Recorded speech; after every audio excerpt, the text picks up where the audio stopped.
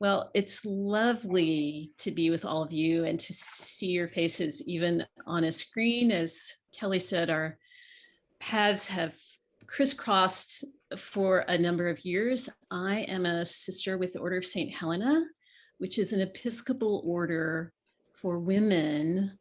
We're located in North Augusta, South Carolina, just across the state line from Augusta, Georgia. So if you know where Atlanta is, you can just draw a straight line across the state, hop the Savannah River, and that's where I am geographically, if that's helpful to you.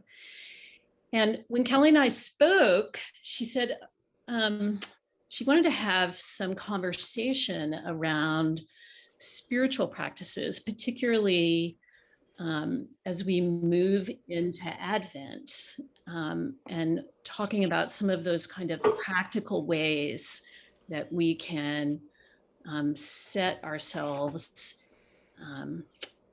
open and in the way of Jesus coming, right? So in my life, I live in a community of sisters. We're in chapel 5 times a day. So that sounds like it's a little bit of a setup, doesn't it? So I want to dispel the myth that monastics are a little bit more holy than everybody else on the screen tonight. Right? I get just as bored listening to psalm after psalm after psalm as all of you might if you were to visit us. So life here on the surface looks slightly different than your life where you are. But really, we're just people gathered in a place, living together, doing our best to follow the way of Jesus. And it just looks slightly different. That's really all. We center our lives in our daily chapel, and then we live together here in our community, and we do ministry out in the world. And then we come back. And of course, in a pandemic, we've been here the whole time. And our prayers have been very centered on the world and all of you living out there. We have been privileged enough that we have not had to go out very much. So we have felt very protected in that particular sense, but we also have a very deep awareness that there are people in the world who have not had that choice in the pandemic, and they have really taken up much space in our prayers. So prayer, hospitality, service, those really center our lives. And in order to move through those ministries, to live deeply into those ministries, each of us has particular prayer practices in our own personal ways. One of mine is that I, most days, show up about 30 minutes early in chapel in the morning, and right now sit in the dark because we don't turn our chapel lights on until the first bell rings. So I'm sitting in the dark, and I'm usually using some kind of prayer bead or prayer rope, praying through the Jesus prayer, which has a variety of versions. Jesus Christ, Son of the living God, have mercy on me, a sinner, or some semblance of that. And that really draws me deep into a place where I can encounter the rest of the day. You know, as Kelly and I were having conversation about tonight, and as I've been sitting with this, one of the things I reflect on is this idea of having a rule of life as followers of Jesus. And one of the ways I think about that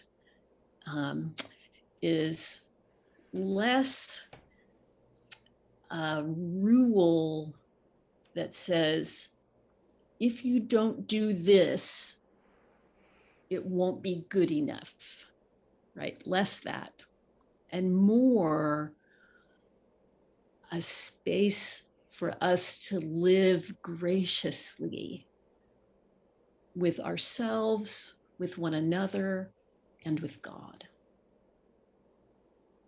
So as we think about the spiritual practices of our lives, what if we thought about them as providing space for grace? The place where we can go when our hearts are a little bit broken or a lot broken,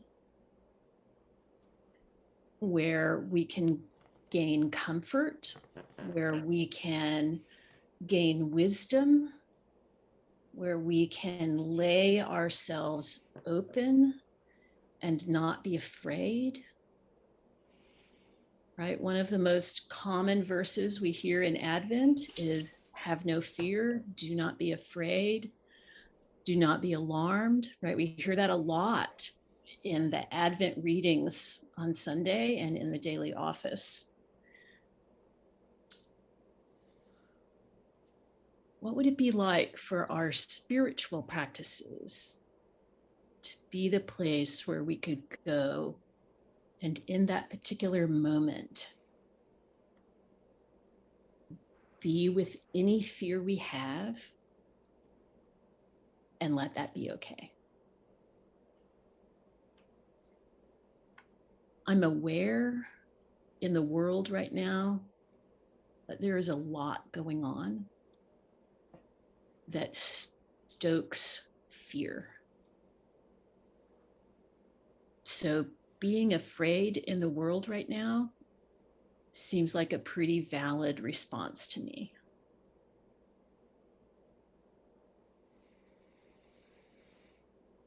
And where do we go? Where do we take that fear and alarm? How do we sit with that, live with that?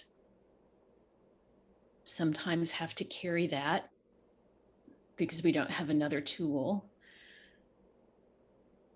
And where can we lay that down?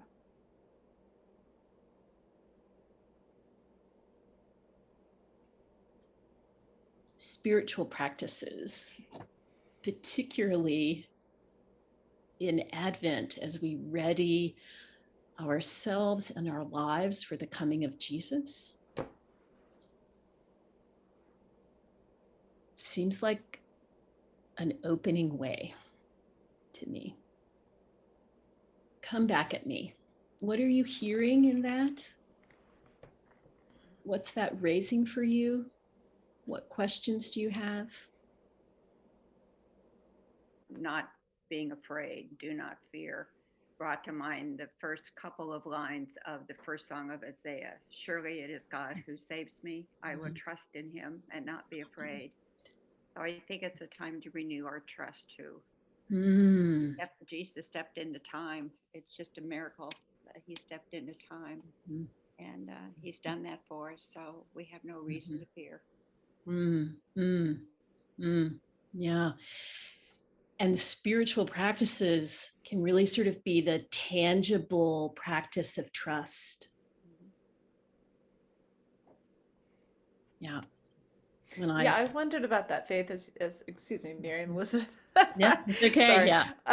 As you talked in the beginning about how your spiritual practice of sitting now in the dark, but sitting with your beads, and how that gets you in a mindset to meet the day. Mm-hmm. What's happening there, do you think? Why does that work for you? What's going on in your brain or your heart, or what is it about that helps you meet the day? Right. So one of the things that helps me is that I won't turn it on, but I have my prayer list on my phone. Mm-hmm. So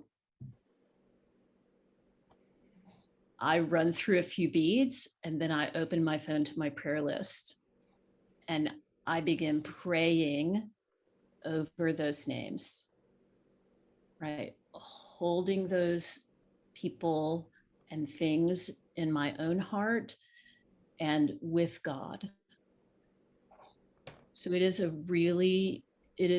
period of very deep communion for me with those people I'm praying for and with God.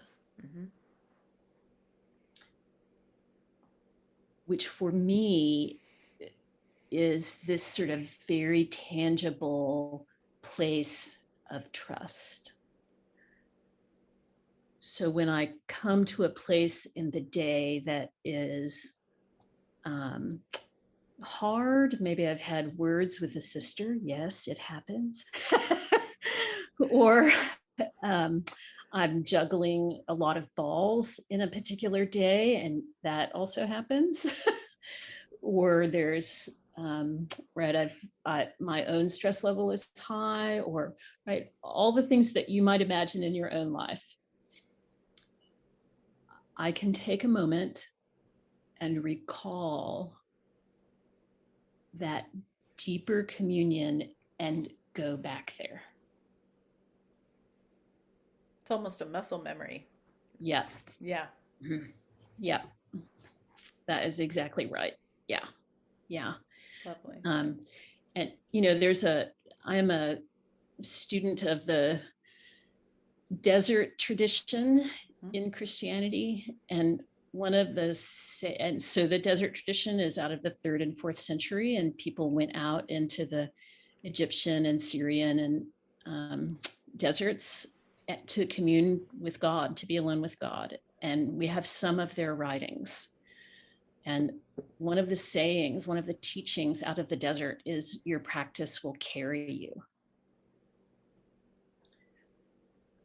So this repeated practice for me of showing up early in the morning and then, being in chapel 5 times a day. And I have a few other things, right, that also kind of balance some of that out for me.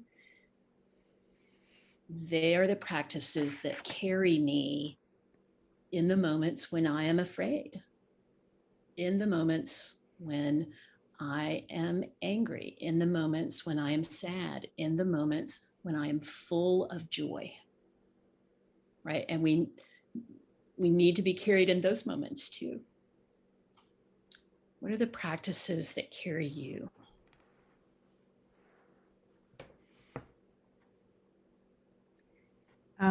What comes to my mind is being still, Mm-hmm. which can take different forms, Right. but just Yeah. stop everything else and be still. Yes. Thank you, Patsy. I'm a member of a centering group at St. Thomas, and that is very much a calming period. During Advent, we're doing it each week. Normally, it's just 2 times a month, but it's amazing what happens during those 20 minutes. When I was at St. Thomas, I was part of that contemplative group, also the classic men's group, which is maybe the best religious group I've ever been involved with. But here, I really have nothing. And when I try something, it almost becomes so routine to me, it feels almost meaningless times, because I'm just going, it seems like sometimes I'm just going through the process. And some days are better than others, but I don't know quite how to get out of that sometimes. And sometimes I say my prayers very well, I do things very well, and sometimes I say, God, you know what I'm praying about anyway. So here it is. Right. Right. Yeah. But it sounds like you continue to show up. I do that. And that may be all that's required. Yeah. Practices are a way for us to show up. And sometimes it's boring. It's just boring to show up.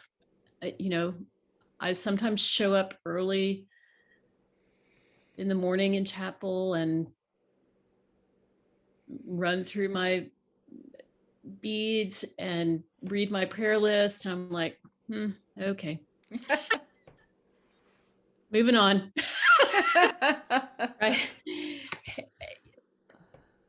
And I have to sort of guard myself from expecting something deep and meaningful every time. Because it's the practice, it's not the deep and meaningful thing. It's the practice of showing up. That's, I think, when the desert mothers and fathers write about that, they're talking about this sort of persistence of showing up. Whether it's something deep and meaningful or feels a little more rote and boring.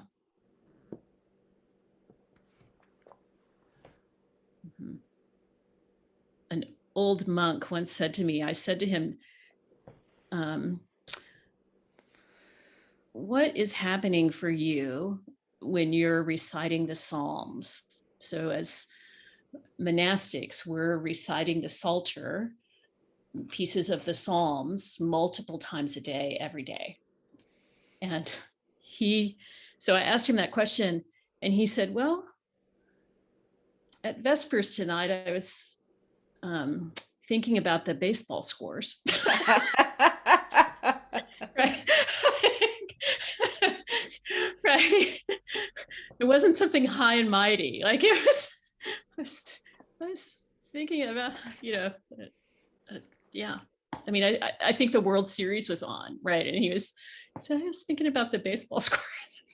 So there's a kind of real validity there, right? To bring all that we have and all that we are and show up.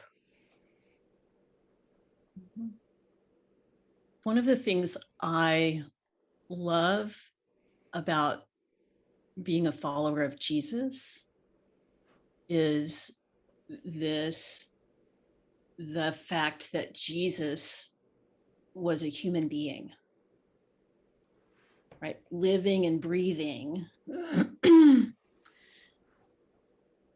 Right? The theological word we use for that is incarnation, right? That God is living, was and is and will be living and breathing in us and in the world. And showing up for me in the practice is joining in with God, with Jesus, living in that incarnational way in the world. One of the ways I sometimes talk about life here for me is that the chapel bell often saves me from myself. Right? The chapel bell rings and our practice here is that we stop our work and go to chapel. So it saves me a little bit sometimes from myself, right? Yeah. I think often we come to seasons like Advent and Lent, and we think about what's one more thing I can do, or what's one more thing I can give up, or what's one more thing. And I often wonder what it would be like to kind of take a little step back from that and honor what we're already doing and honor where God is showing up for us.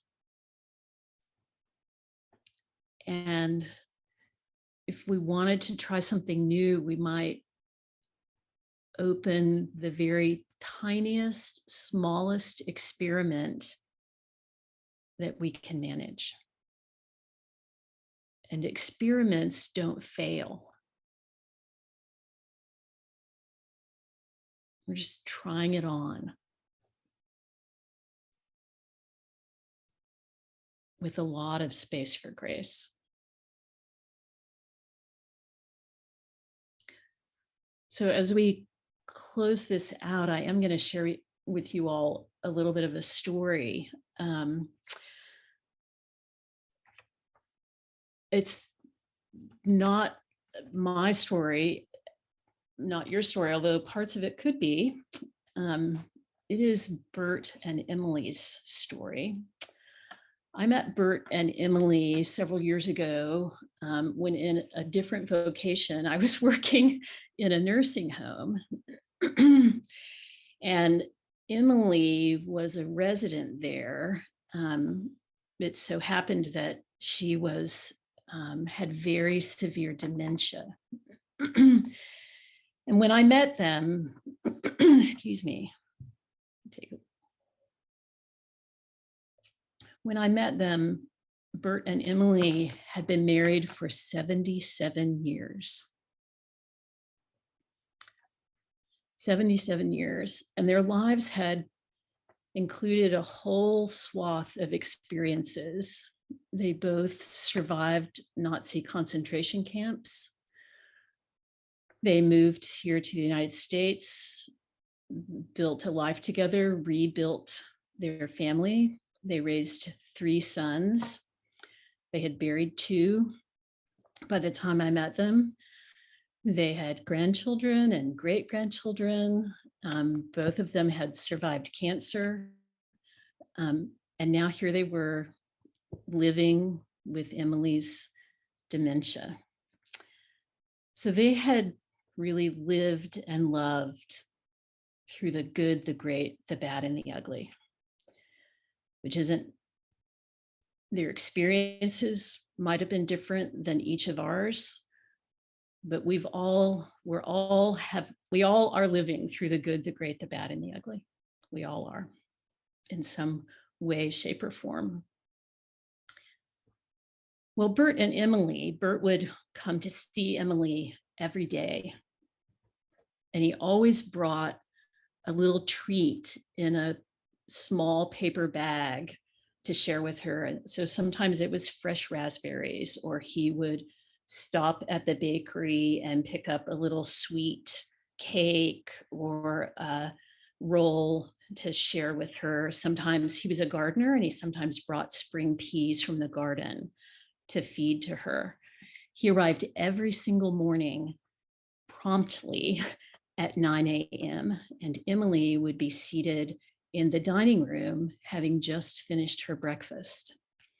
And he would lean down and say to her, "Hello, lovely," and just give her the tiniest peck on the cheek. And most days she would just turn and scowl. And some days she would just ignore him. But that was always the greeting. And Bert would take her, she was in a wheelchair, and he would wheel her to the screened-in porch or the kind of large common room that had a very large window that looked out onto a park and a small pond that always had ducks or swans or geese swimming there. And there they would sit together all day. There was never any conversation. In fact, I rarely heard Emily speak. But there they would sit all day long, And at some point in the day, Emily would frequently reach over and take Bert's hand. And then they would just continue to sit.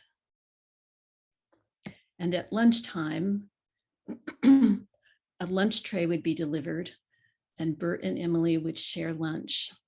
And afterward, he would open the paper bag and feed her whatever treat he had brought that day. And they would continue to sit through the afternoon, and the grandfather clock in the common room would chime at 5 o'clock. And he would lean over and say, I've got to go now. I love you, Emily. And invariably, Emily would turn to him and smile and say, I love you back, Bertie.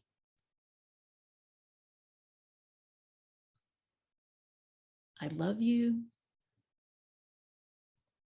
I love you back. It was a moment kind of born of this lifetime of living and loving every day, showing up through the good, the great, the bad, and the ugly. I love you. I love you back.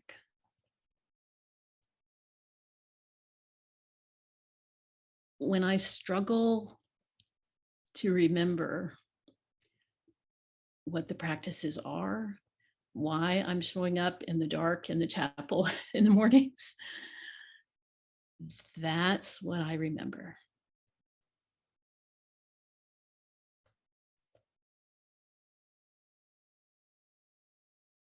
My heart longs for God